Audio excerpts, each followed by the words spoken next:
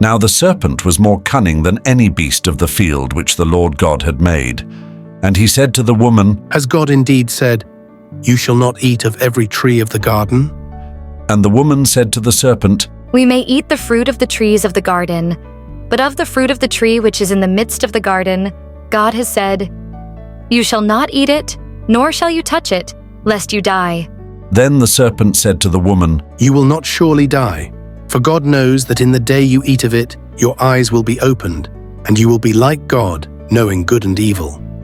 So when the woman saw that the tree was good for food, that it was pleasant to the eyes, and a tree desirable to make one wise, she took of its fruit and ate.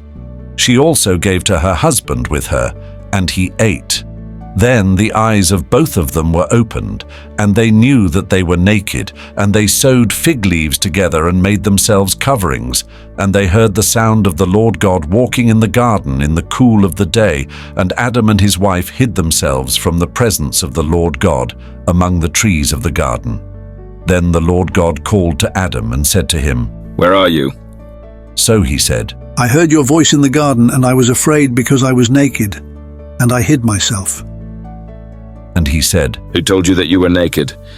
Have you eaten from the tree of which I commanded you that you should not eat? Then the man said, The woman whom you gave to be with me, she gave me of the tree, and I ate. And the Lord God said to the woman, What is this you have done? The woman said, The serpent deceived me, and I ate. So the Lord God said to the serpent, Because you have done this, you are cursed more than all cattle and more than every beast of the field. On your belly you shall go, and you shall eat dust all the days of your life. And I will put enmity between you and the woman, and between your seed and her seed. He shall bruise your head, and you shall bruise his heel. To the woman he said, I will greatly multiply your sorrow and your conception. In pain you shall bring forth children.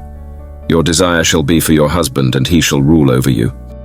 Then to Adam he said, Because you have heeded the voice of your wife, and have eaten from the tree of which I commanded you, saying, You shall not eat of it. Cursed is the ground for your sake. In toil you shall eat of it all the days of your life. Both thorns and thistles it shall bring forth for you, and you shall eat the herb of the field. In the sweat of your face you shall eat bread till you return to the ground, for out of it you were taken, for dust you are, and to dust you shall return. And Adam called his wife's name Eve, because she was the mother of all living. Also for Adam and his wife, the Lord God made tunics of skin and clothed them.